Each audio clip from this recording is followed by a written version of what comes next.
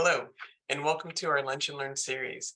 My name is Avery Irons, and I am the Associate for Technical Assistance and Training at the New York State Youth Justice Institute.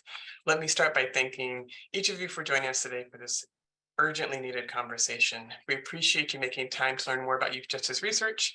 I would also like to thank our partners in the New York State, the Division of Criminal Justice Services, the Office of Children and Family Services, the University of Albany, and the New York State Juvenile Justice Advisory Group. Without their support, we wouldn't be here. To keep a safe space for everyone who is in attendance, and there are hundreds of you, we will keep the chat function of this webinar disabled, meaning we can chat you, but you will not be able to chat back. If you have any trouble and need to reach one of us, please raise your hand and someone will send you a chat message. Today, it is our pleasure to host Dr. Vanessa Panfil. Dr. Panfil is an associate professor in sociology and criminal justice at Old Dominion University. She is a criminologist, ethnographer, and advocate. Her research focuses on LGBTQ people's experiences with crime, victimization, and the criminal justice and juvenile justice systems. Her bio is extensive and currently being dropped in the chat, and her commitment to the well-being of the LGBT community is unequivocal. Before we pass the mic to Dr. Panfil, we at the YGI want to take the moment and acknowledge the undeniable fact that as we celebrate Pride this month, the LGBTQIA+ community is nationally under attack. As you may know, this year alone, there have been more than 525 anti-LGBTQ bills introduced, with hundreds passed and many signed. The impact on our young people is already tangible. For example, according to the CDC, 1/5 of gay, lesbian, or bisexual high school students attempted suicide in the past year. As segments of the national scene move largely toward targeted bigotry, New York once again sets itself apart by joining a dozen other states and DC in becoming a safe haven for transgender youth and their families. You can learn more about the law recently signed by Governor Hochul by clicking on the link dropped in the chat. Behind me is, of course, the Pride flag. At the YJI, we fly it proudly. Dr. Panfil, the floor is yours. Great, thank you so much for that introduction and for that additional contextual information that I think will be really helpful for this talk today. So I think now is my moment to share my screen with everyone.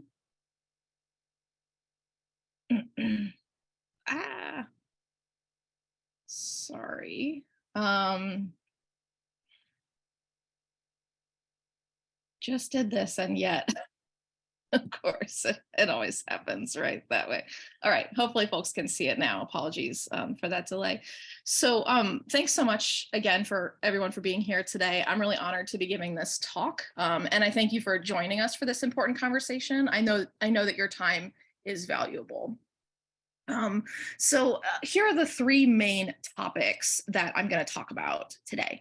So I'm going to talk about LGBTQ young people's pathways into the juvenile justice system. I'm going to talk about LGBTQ youth's ideas about how to improve safety in schools and communities. And I'm going to talk about the relevance of all of this in this current sociopolitical moment of anti-LGBTQ backlash. But first, I just want to give you some information about LGBTQ youth overrepresentation in the juvenile justice system. So I think this is poll time. Let's see, poll, maybe, poll number one. There we go. Okay, so although LGBTQ youth make up about 7 to 9% of the general youth population, what percentage of youth in the juvenile justice system are LGBTQ?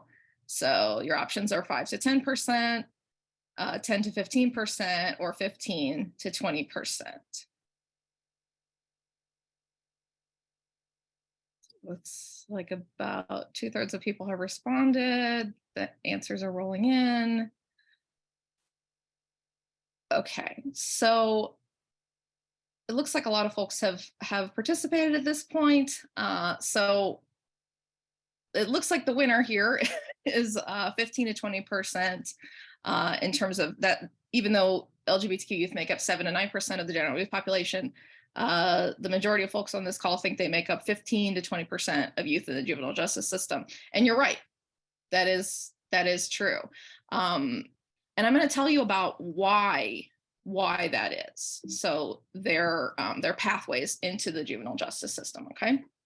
So, and also good job. It looked like the second one was 10 to 15%, which actually some estimates have estimated 12%, but the more recent estimates are more like 20%. So anyway, so here are the pathways that I'm gonna talk about: survival crimes, differential policing, exclusionary school discipline, and school pushout, which you might have heard referred to as the school to prison pipeline as well, and criminalization within foster care. And I want to mention that there's some intersectional dynamics happening here in terms of sexual orientation, gender identity, race, class. So as I mentioned, LGBTQ youth are overrepresented in the juvenile justice system, but sexual minority girls are especially overrepresented. So some estimates suggest that 40% of girls in juvenile justice settings are lesbian or bisexual or queer. And 85% of LGBTQ youth in juvenile justice facilities are youth of color. Okay, so there's some other things I want us to keep in mind today as we talk about pathways. So here, let's take a look at this first pathway of survival crimes. Okay, so parental rejection, that's like a parent saying that they don't want their child to be gay or trans under their roof. That can combine with poverty and other forms of instability to lead to youth homelessness. So an estimated 30 to 40% of the homeless youth population are LGBTQ young people. So again, a massive overrepresentation there as well. So homelessness, as you may know, can lead to survival crimes like selling sex or drugs, theft, drug and alcohol use to cope. And in this case, sometimes youth are criminalized for actions they would normally be seen as a victim of, or which might be illegal only by virtue of their age, like alcohol use. But I'll talk about that more later. And there are also some differential policing patterns where LGBTQ young people face greater likelihood of arrest, especially for minor quality of life offenses. And there are racial disparities here as well. So for example, research in New Orleans found that 87% of LGBTQ youth of color had been approached by police, compared to 33% of white youth. So let's imagine a scenario where there's groups of Black or Latinx teens. They might be hanging out in public spaces because they can't access private spaces for one reason or another. They can't own property at that age. So hanging out in groups, they're then arrested for vagrancy, loitering, truancy, that kind of thing. And some scholars researching this, they do this in so-called gayborhoods, so neighborhoods that have historically been known to have a high gay population, that are experiencing gentrification, which is another reason that these groups of youth are being arrested. So here's an example of that in New York City, since this is the New York State Youth Justice Institute. This is a photo of New York City's Pier 45, aka Christopher Street, which is an area that a lot of young queer people historically have hung out there, but now it's this revamped Hudson River Park. And there were a number of stories, especially in the mid-aughts, about the challenges that young people were facing in this area where they were being pushed out of and essentially didn't have anywhere to go. So now let's talk about exclusionary school discipline. So there's an over-surveillance of LGBTQ young people, especially that results in excessive discipline. So excessive discipline would be like suspensions, expulsions, things like actual arrest, things like that. And so the ways that they're excessively disciplined and excessively surveilled include through things like dress code violations or public displays of affection. So some schools would consider that holding hands among same-sex teens is inappropriate. Or let's say trans youth who are wearing hair extensions or who are carrying nail polish to school are being criminal or are being accused of violating the dress code because the dress code is highly gendered, right? And so it's not a problem for some youth to do that, but yet transgender youth are getting in trouble for these kinds of things. And so they're seen as worthy of punishment. They feel like they're under a microscope, they're being watched all the time. They just feel like this is unfair. And so these really these can be really hostile conditions in schools. So they combine with suspensions or expulsions to lead to school push out, where kids just stop attending or are actually removed from school.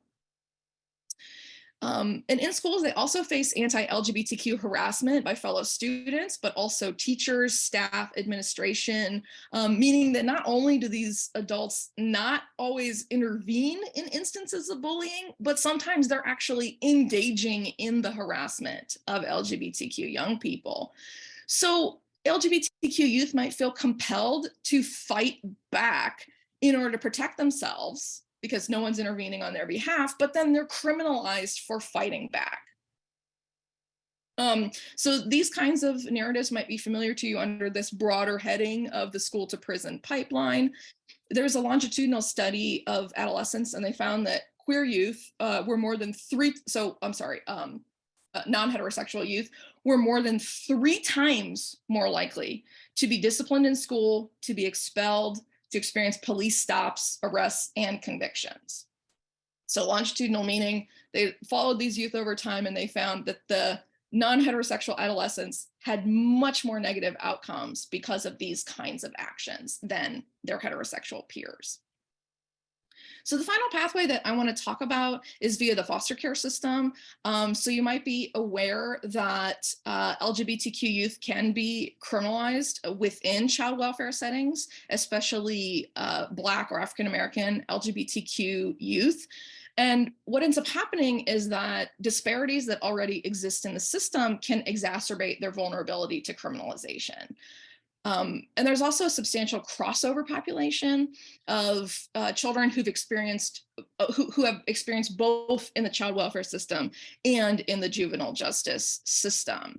So children who may have been neglected or abused and who have been arrested or adjudicated for delinquency. I've actually seen some people describe this as the foster care to prison pipeline. And without just saying that, I want to explain some really specific mechanisms that might be happening there, why this is happening. And I should mention that this foster care to prison pipeline, it intersects with other pathways that I've already mentioned, like survival crimes or vulnerability to criminalization in schools. So being in the foster care system can lead to an increased risk of homelessness, which can lead to an increased risk of survival crimes. And then, like, for example, in school, there are increased rates of arrest when a parent isn't there to advocate for a child, which can shift a disciplinary action to a criminal punishment.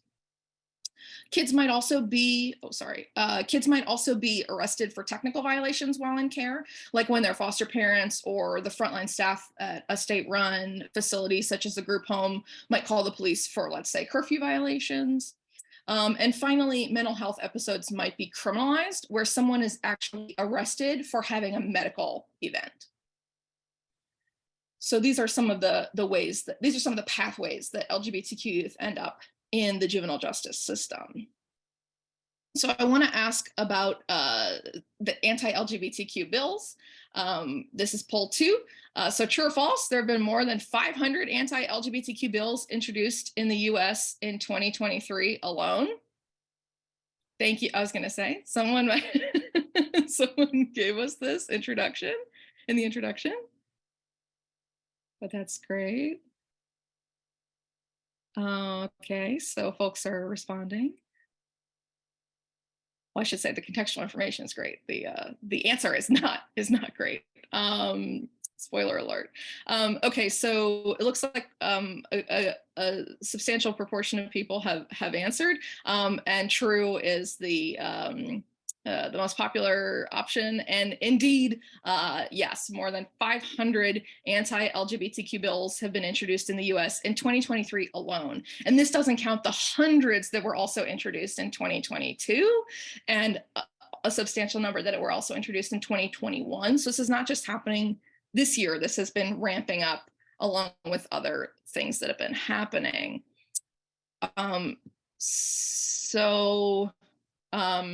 Let's see. In terms of these bills, You know what? I was doing those polls wrong. I might have needed to click share results. Did people see the results? Oh, I did? Okay, cool. This is all new to me. Okay, so in 2023, this is from translegislation.com. They are tracking more than 500 bills in 49 states. You can go to this website, translegislation.com. It's an active tracker. So there's been 560 bills in 49 states, 83 have passed, 364 are active, and 113 have failed. And you might be surprised to know that they're actually tracking 2 in New York State. But I will say that there are some states where they're tracking dozens of anti-LGBTQ bills, versus only 2 in New York State. So the New York State context, as Avery mentioned, is a bit different than a lot of other states, but I know there are folks on this call from other places as well. And we also shouldn't get complacent with what's happening in any given state. Okay, so I'm going to talk a little bit about these legislative attacks on LGBTQ youth specifically. So you might have heard about these. They're attacks on rights, autonomy, and dignity. So several states have banned or criminalized medical care through laws making it a felony or to provide gender-affirming medical care to transgender youth. So sometimes the parents are targeted for the investigation, sometimes the doctor is targeted for the investigation, but they're essentially saying that gender-affirming care is child abuse. That's what these bills are claiming, okay? It's not, but that's what these bills are claiming. There's also bills you might have heard about. Some people call them sports bills or sports bans and bathroom bills. These mandate sex segregation instead of letting youth join teams and use facilities consistent with their gender identity instead of their sex assigned at birth. There's also a number of what you might have heard referred to as "don't say gay" bans in schools. And these can really vary by state. So you might have actually heard of a prior incarnation of these laws that were referred to as, quote, "no promo homo laws," unquote, where schools, teachers, maybe some folks have heard of that, sort of a couple of decades ago, meaning, quote unquote, you can't promote homosexuality. No promo homo is what they were referred to as by colloquially. Anyway, so schools couldn't say anything that would make being LGBTQ sound acceptable.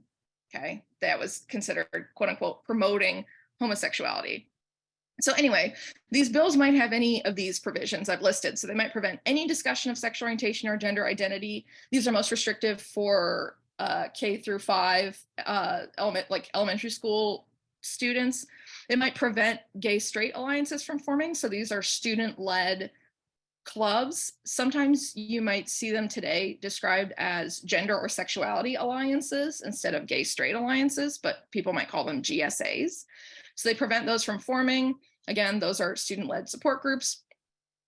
These bills might prevent LGBTQ teachers from being able to come out, and it might even mandate outing LGBTQ children to their parents. Okay. So like this restricts speech, this restricts learning about other people, this restricts all kinds of things, right? In the case of teachers, they can't talk about relationships or everyday things that are extremely mundane that heterosexual teachers can talk about, but they can't, right? So I want to just pause for a moment to mention some major takeaways, like at this kind of midpoint. So first, we should be taking steps to end criminalization of LGBTQ youth behaviors, especially when adults and institutions have failed them. So earlier I gave that example of survival sex. So let's take this example where a teen who's 15, who's been kicked out of their home, doesn't have any money, needs to survive, 15-year-old selling sex to a 40-year-old.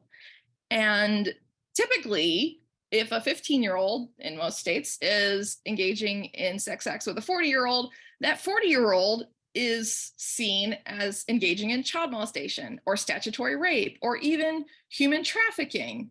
And yet, in the case of LGBTQ youth who are selling sex for survival to get their basic needs met, they are criminalized as a perpetrator when typically they would be regarded as a victim and given resources. That's not the direction we should be moving in, right? We should not be criminalizing youth, especially when we as adults and society and institutions have failed them. Okay. So I think instead we should provide we should provide support, right? We should guarantee access to basic necessities. We should affirm LGBTQ plus identities. We should focus on safety, okay? And I'm going to talk for the rest of my talk about this issue of safety, right? It's a major issue for LGBTQ people. It's a major issue in today's political climate. And sometimes people talk about homophobia or transphobia like these are individual things that individual people do.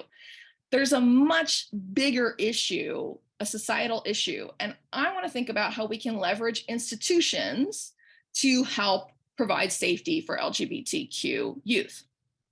So in order to think about this, I decided to consult the experts. And in this case, consulting the experts is consulting LGBTQ youth about what could help them feel safe in schools and communities, okay? So this is the main question I'm going to explore. So how do LGBTQ young people think institutions such as schools and communities could or should keep them safe? And to do so, I did interviews with 40 LGBTQ high school age youth of color in Newark, New Jersey. So this study investigates these youth's experiences with navigating risk and enacting resilience in their schools and communities, as well as their interactions with families, peers, police, the juvenile justice system, etc. This was a two-part study that I undertook at a different institution, but this really speaks to the issues we're talking about. So I just want to give you like a super brief context about Newark, New Jersey. Newark schools have made the news for racial segregation and for revitalization projects that didn't necessarily come to fruition. Downtown Newark was a food desert, so public property was used to install a grocery store, which is good news. But if you can see, the chain of that grocery store is not necessarily affordable for everyone in that area if you're accessing public transportation to get there, that kind of thing. Newark has also been portrayed as a very dangerous and high crime city, especially for strong arm robberies.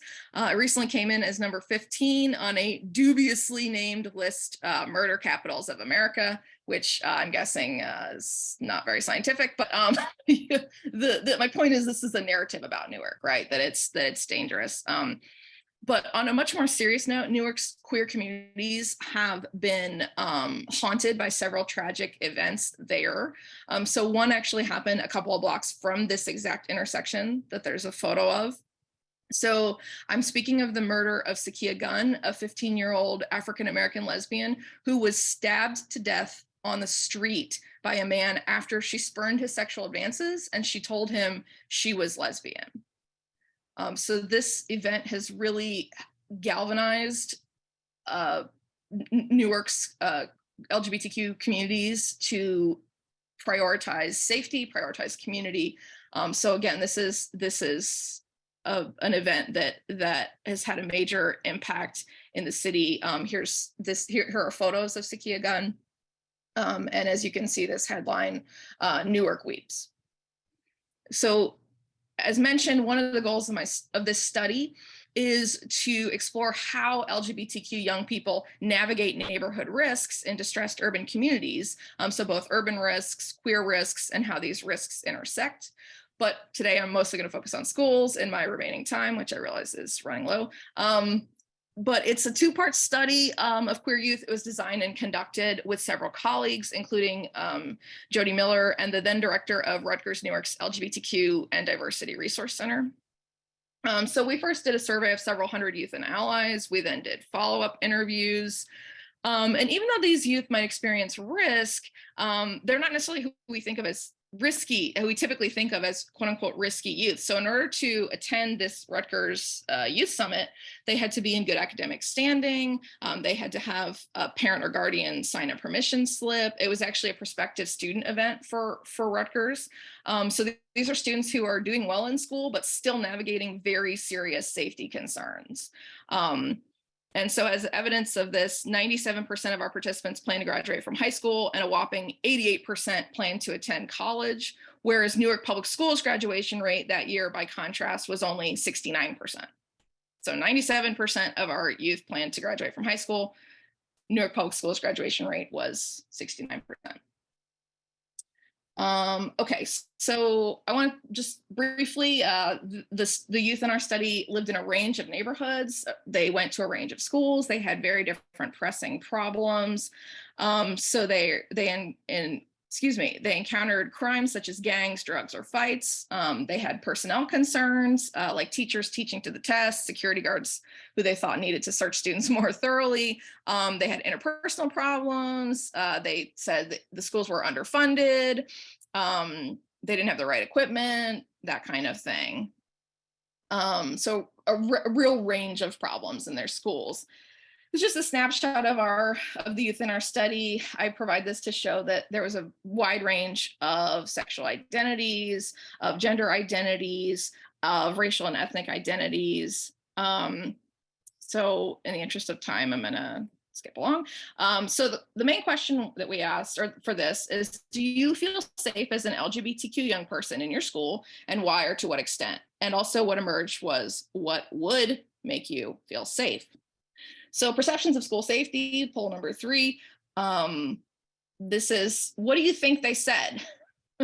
What do you think was the number one thing that these youth said about how to keep them safe? Which of these were most important in helping LGBTQ students feel safe at school? School resource officers, LGBTQ clubs and programs, or security cameras?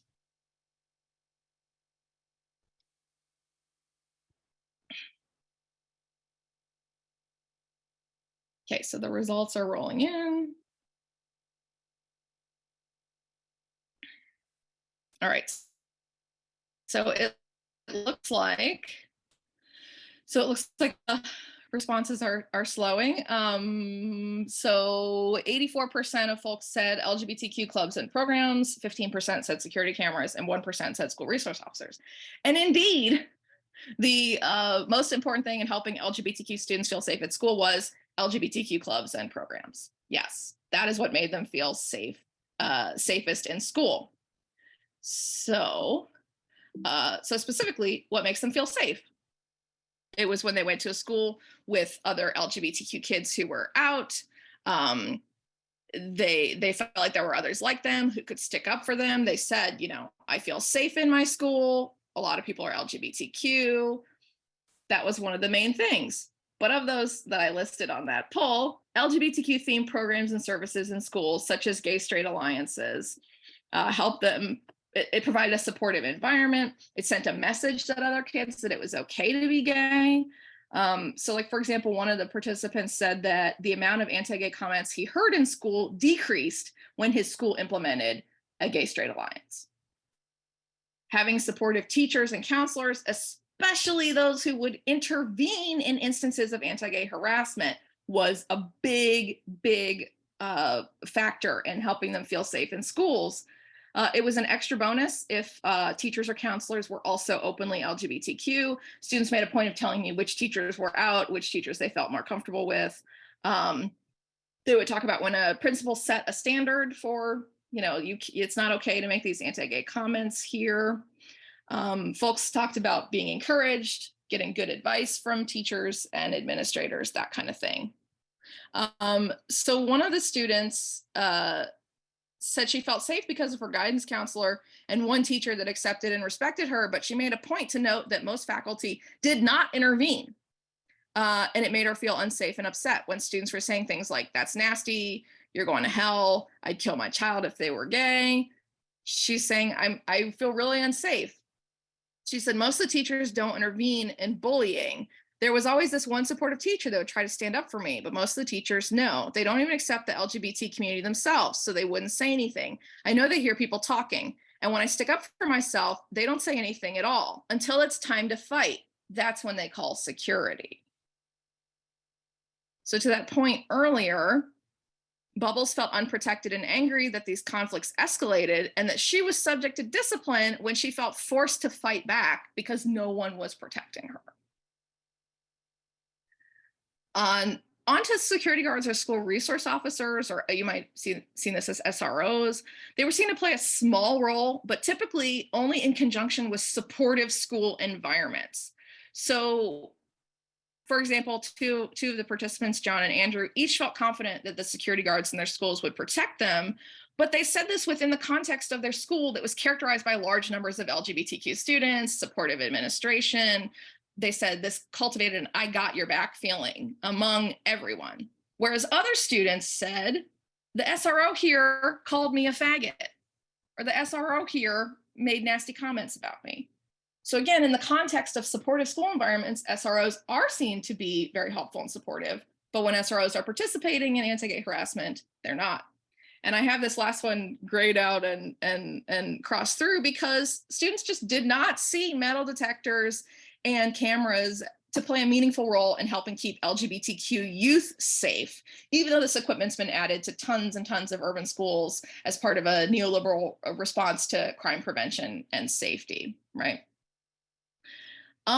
So just thinking briefly about the biggest challenges facing LGBTQ youth and young adults in their schools and communities, they did say that bullying, which they phrased as violence, harassment, safety, they said this was the most serious challenge facing people. They were called names, they were assaulted. This was a top answer for schools and communities, by the way. So Emma said people who are kind of ignorant to the LGBTQ community or people who are just downright hateful make it very difficult for these kids to just like, make it very difficult for these kids to just like go and learn. She added in the neighborhood, because you're out of the school setting, people can take it to a new level where it becomes more physical, a lot more dangerous, and more violent. And another participant, Sarah, similarly said that this increased violence is due to a lack of responsible adults who could protect them. So from this, we might assume that police presence would play a major role in what could help make kids feel safe in their schools and communities. But remember that lukewarm reception of SROs in schools. And I actually, this is for a different conversation, but I actually heard some variation of the police don't come quickly when you do call them, so why should I call them? From a variety of young people. Another major challenge is a lack of acceptance. Attributed to factors like religion or culture. In schools, they felt like there was a lack of representation in curricula, especially things like sex education. They saw that as problematic, to not see themselves represented. And just in general, self-acceptance, self-esteem in the face of stigma. A lot of them noted that things like familial and societal rejection can result in LGBTQ homelessness, suicidality, substance abuse, and school dropout. So what were their ideas for how we can help LGBTQ youth overcome these challenges in their schools and communities, particularly this dangerous issue like violence and bullying, right? They suggested LGBTQ affirming support groups, programs, and events. They also suggested community centers, community outreach organizations. They wanted these in schools and communities. They wanted these everywhere, okay? And so in the interest of time, I just want to briefly talk about this. So they said, yeah, this youth summit is great. They said HMI, which might look familiar to you. They were referring to HMI New Jersey, but there's also HMI in New York City, the Hedrick Martin Institute. They talked about other community organizations in Newark. They said, we want more support centers, some place for them to go, feel safe and accepted. They wanted these safe spaces, right? Not just physically safe, as in not being harmed, but where they can be themselves. And just really, really quickly, some of them even made these criminal justice sounding comparisons. So someone said things like, like how we have neighborhood watches, we should have little support groups everywhere so that I don't have to travel so far, so that it's not so dangerous. So I thought that was interesting. He's literally combining something about safety and support there. Michael's talking about HMI as a safe place for a lot of people, especially in Newark, where there's a huge spectrum of what situations kids are in. And he's saying specifically, after school programs in schools need to be funded and run. And what these students said was that they would help address lots and lots of issues, right? So it would help students who weren't LGBTQ as well as students who were. I feel like if people were more knowledgeable about these things, there'd be a lot less bad stuff going on. So Natalie said, society needs to change. Instead of asking the people who are LGBTQ to change themselves. So again, the students wanted to leverage institutions such as schools and community centers to help change cultures and thus reduce crimes committed against LGBTQ people. So they don't want to rely on cameras and metal detectors. They want their school and neighborhood climates to improve, to become more welcoming. They had solid ideas for improvement. They became involved in advocacy and taught, but a lot of these students were civic minded. They were going to school board meetings and things like that. And so again, if we're indeed concerned about leveraging institutions to better serve particular populations or communities, we have to seek their input. We have to center their experiences. These kids are the experts on whether or not they feel safe in school. So when we don't consult the experts, when we allow things like homophobia and transphobia to rule our social policy, this bends. So just as a reminder from what I've been talking about, what kids say would help them feel or be safe versus these don't say gay bans in schools. They say openly discussing LGBTQ people in schools being represented in curricula would help them feel safe. Don't say gay bans. They prevent discussion of sexual orientation and gender identity. Students say, I'd feel safe if I could form or belong to a gay straight alliance. Don't say gay bans prevent gay straight alliances from forming. They say, I'd feel safer if I saw openly LGBTQ teachers. These prohibit LGBTQ teachers from coming out. Kids say, I'll feel safe when teachers intervene in bullying, but yet these bills encourage bullying non-intervention. So clearly there's a lot of challenges to doing this work in today's landscape, as what's needed is the exact opposite of the bills that are being passed today. These broader anti-LGBTQ, this broader backlash, it curtails rights, it stokes hatred, it contributes to widespread harm. We can talk about this more in the Q&A if people are interested, but the post-pandemic landscape has also made it really challenging. Some of these youth centers have closed permanently. Youth are experiencing poorer health and well-being, especially when they're isolated from peer support systems. We're seeing similar things with LGBTQ spaces in the community, which is tragic because this is where people historically have felt safe and empowered and a sense of belonging. So again, the post-pandemic landscape is also providing a lot of challenges. But just to summarize, yeah, I see. Just to summarize, I think that these are the goals that should guide us. I think that we should work to reduce criminalization. We should provide resources, support, affirmation, and safety. And all this will help improve youth well-being. So thank you. That's my talk. I look forward to conversation and Q&A and that sort of thing. Thank you so much, Vanessa. There is so much information here and it's such a huge discussion. I hate that, we've had to keep it to an hour, but thank you. You covered a lot and I think you've given so much fabulous information about the tangible impacts that we're seeing within communities and on young folks. So one of the things I want to just start with by asking, and I'll kind of do a little weaving of, some of our questions and then some of the audience Q&A as well. But this discussion, it really helps clarify the ways in which allyship has been hindered and or criminalized, depending upon where you are. So what do you think are emerging roles and opportunities for allies in this particular climate, at this particular historical moment? Yeah, thank you so much for that question. So I want to remind everyone that a lot of these bills are being passed at the state level or the local level or happening at school boards, book bannings and curricula discussions and things like that. Just get involved locally in your community.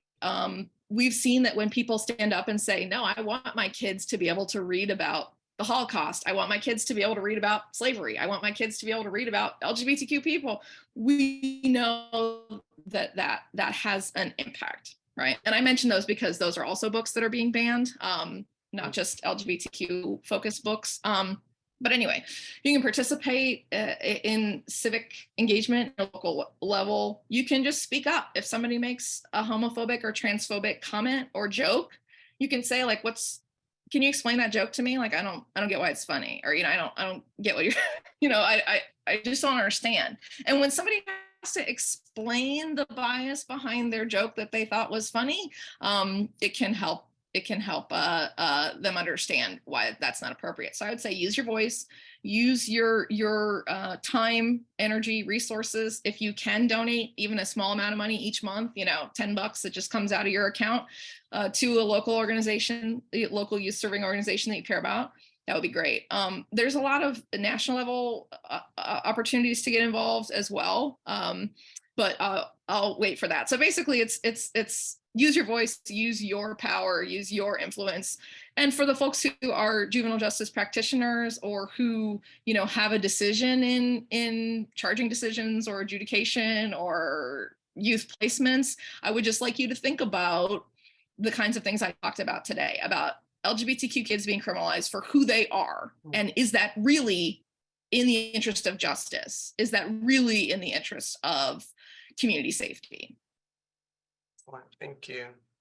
And so to follow on that, do you recommend any specific resources for faculty and students who are wanting to start historically it's called a gay-straight alliance, even if the terminology is changing a little bit. And then I don't know if there's any research about kind of most important or most impactful age of implementation for these types of supports for young people?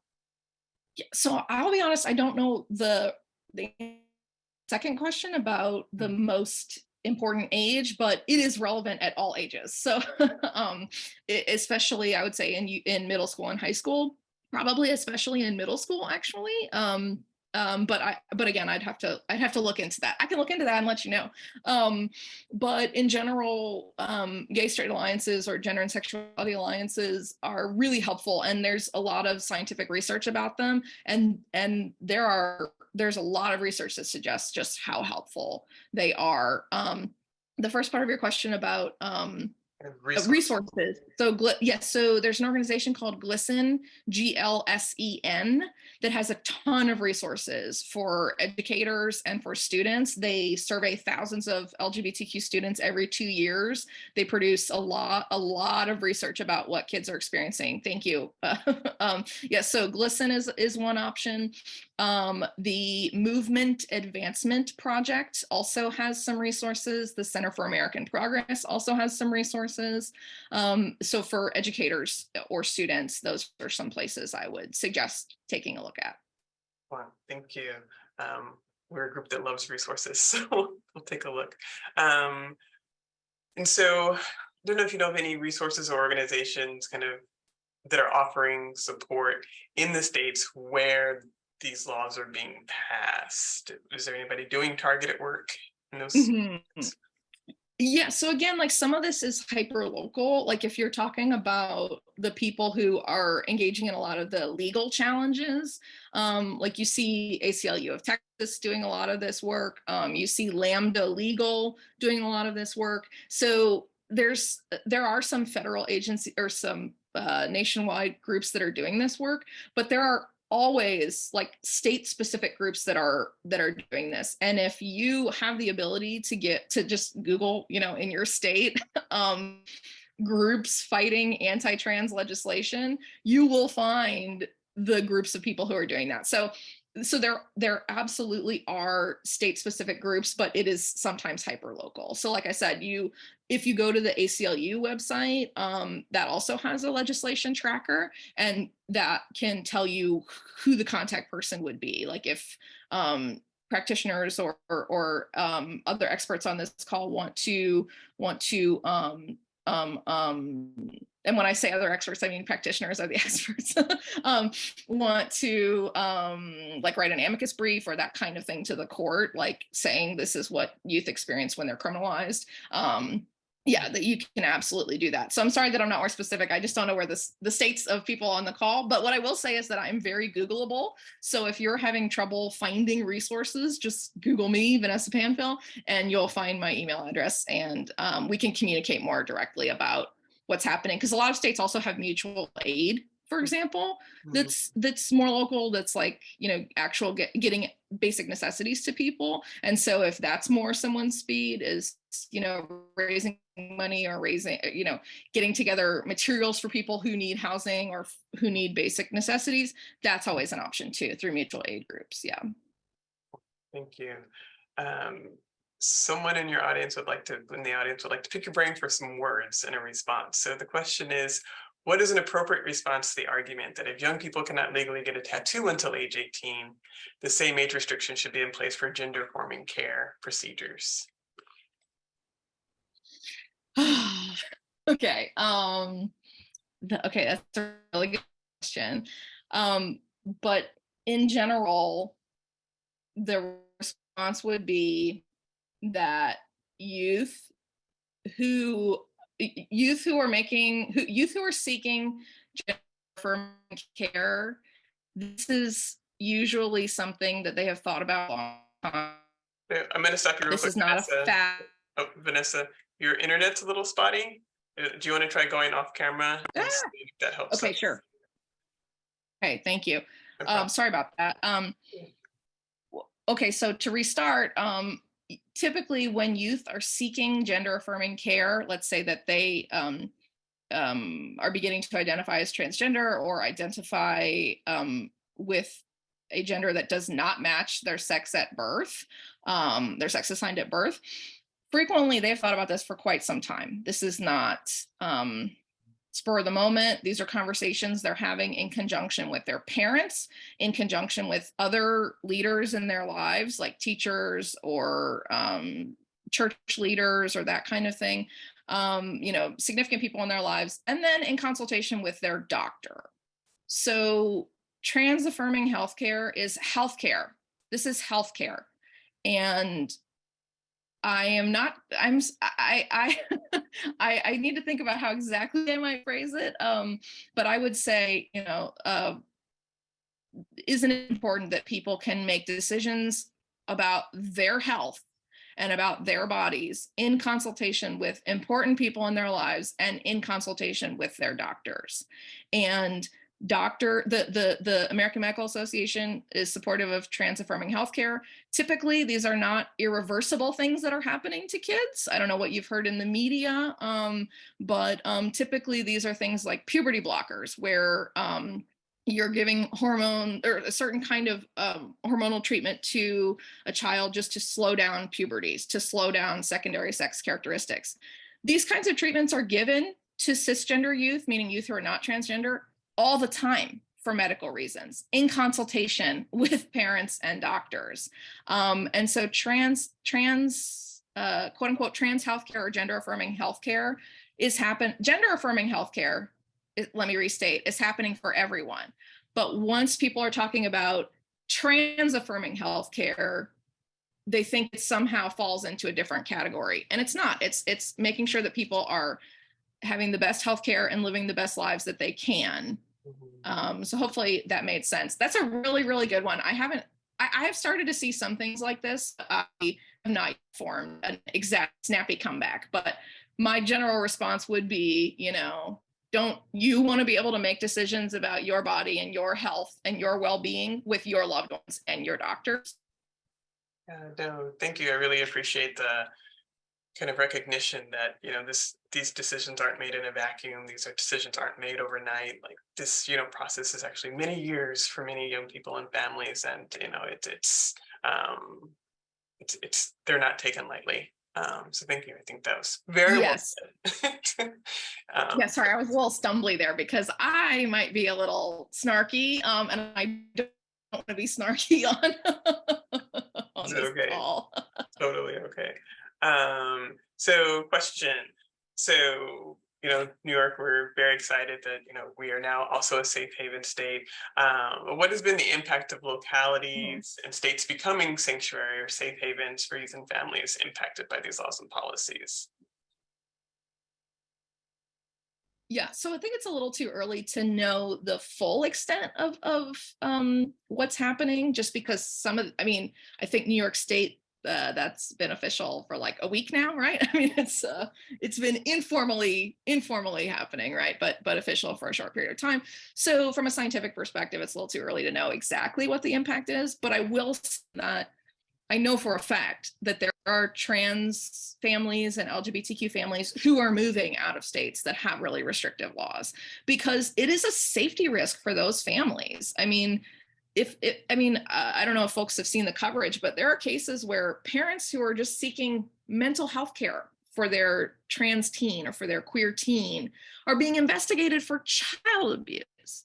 They're taking their children for health care and they're being investigated for child abuse. Sometimes these kids are being removed from their home.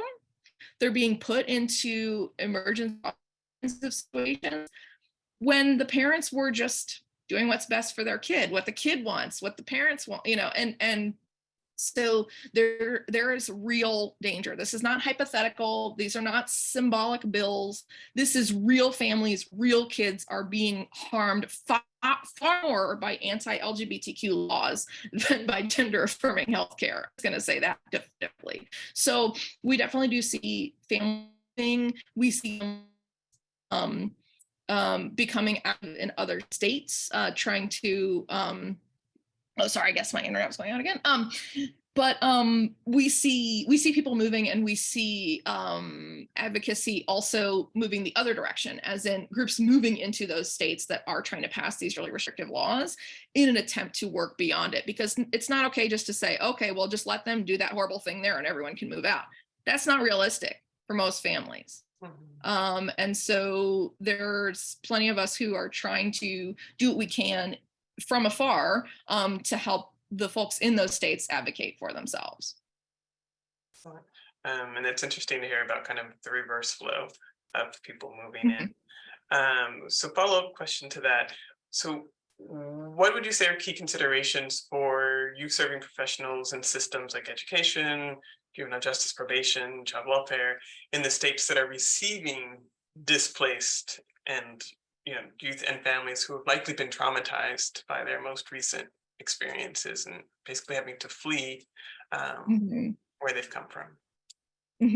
Yeah, I mean, I think this is the same kind of considerations that juvenile justice professionals are moving towards anyway, in terms of trauma-informed care, affirming identities, affirming the dignity of each person. I think there are broader movements that are beneficial.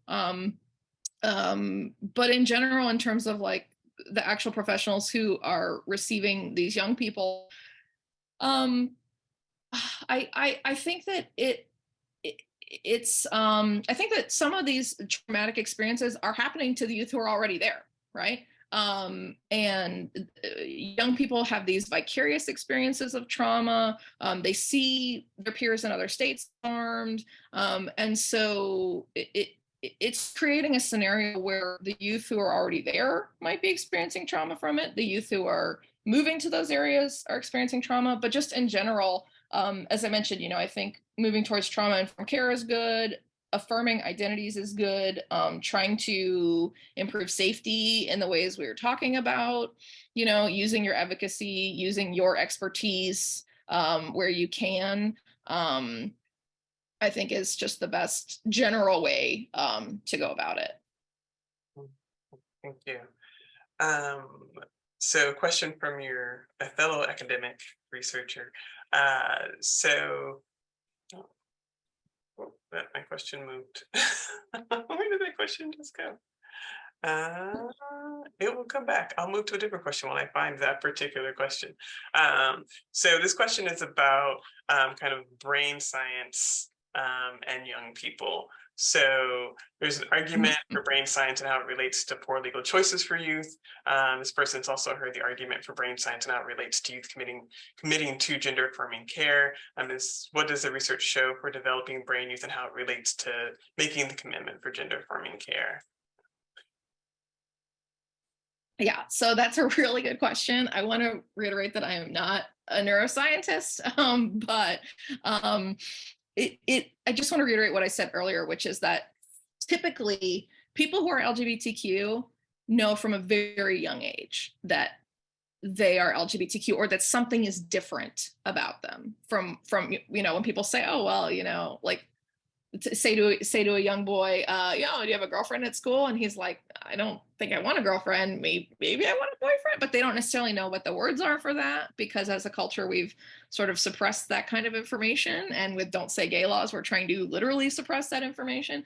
But so youth, or a trans youth might not know the words for that, or might not have an understanding of what that means socially or medically, but they just feel like something isn't quite right, or they're much happier when they're presenting their gender in a certain way, and they're much happier when they're being treated as the person who they identify as, right? And they feel affirmed in that way. And so I'm somewhat familiar with the brain development literature about, prefrontal cortex not being fully formed until age 26. I'm generally familiar with that. But that's often used to talk about impulse control, executive decision making, executive functioning, things like that.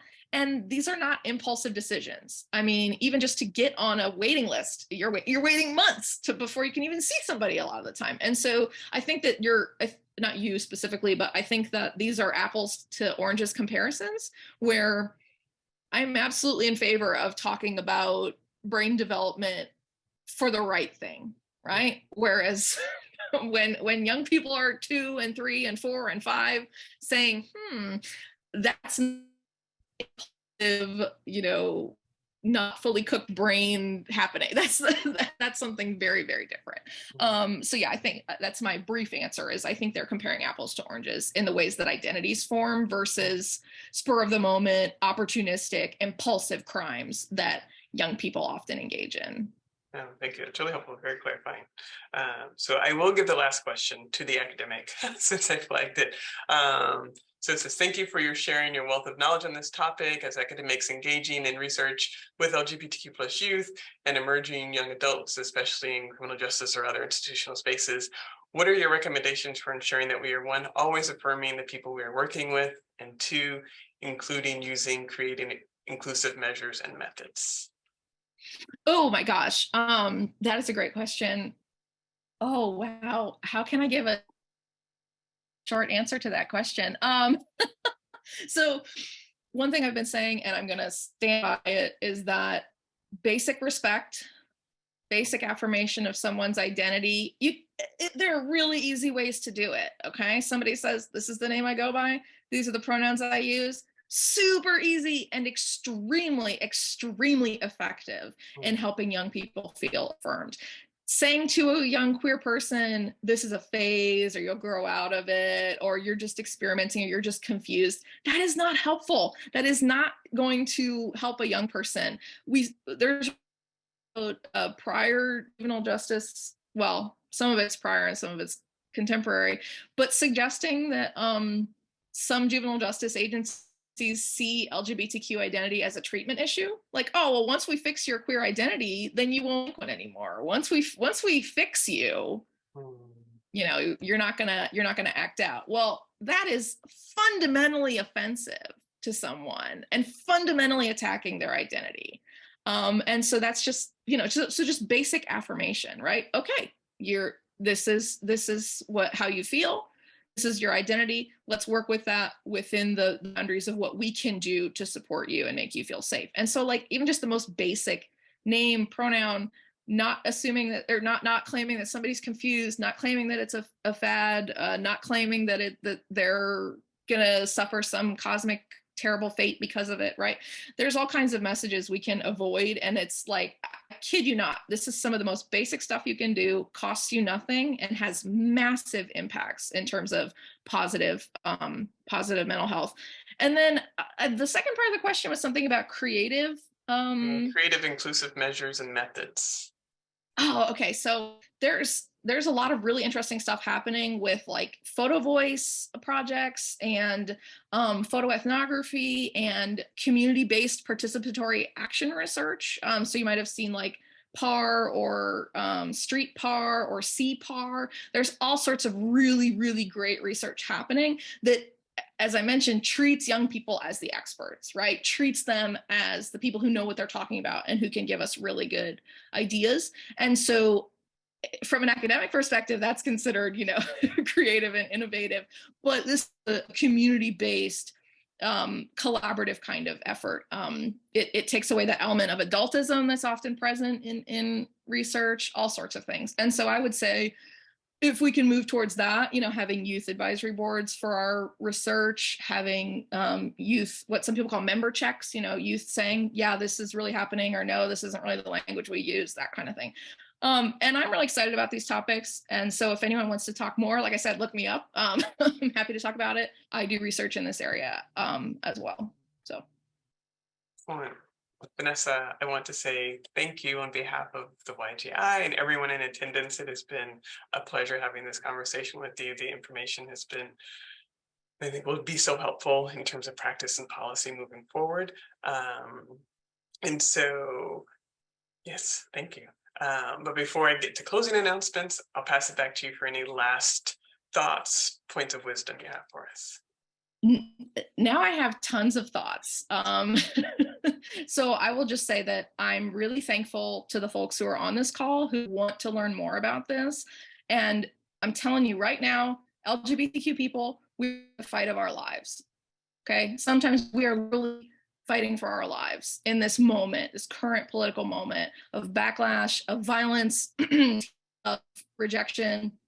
And we need allies. We need people like you, smart, committed people who are going to speak up, are going to say this isn't right, or this isn't science, or this isn't legal, any number of things. So we just need allies who are in this fight. And I really appreciate the time that you all have already invested into this, whether in this talk or in work. Thank you very much.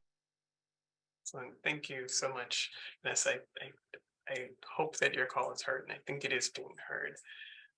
So thank you, everyone, for attending today. Before closing announcements, we would like to ask you all how you felt about today's webinar. In a moment, we'll launch a poll asking how much you agree or disagree with the statements. This webinar was, sorry, my notes just went away. This webinar was informative and the webinar was engaging. Please answer these questions to the best of your ability so that we will know how today's webinar went for you. While everyone is answering the question, I have a few announcements and items to put on your radar. Please save the date for the YGI's next Lunch and Learn session, which will be a continuation of this conversation on September 26th at noon with Curry Cook, who is the Senior Counsel and Youth and Out-of-Home Care Project Director at Land Legal. The registration link will be distributed to our mailing list this summer. Immediately following this webinar, we will send a survey to you all via email. If you have time, please complete the survey. It allows us to provide further feedback, for you to provide further feedback and questions for us. This information is also used to improve future webinar sessions.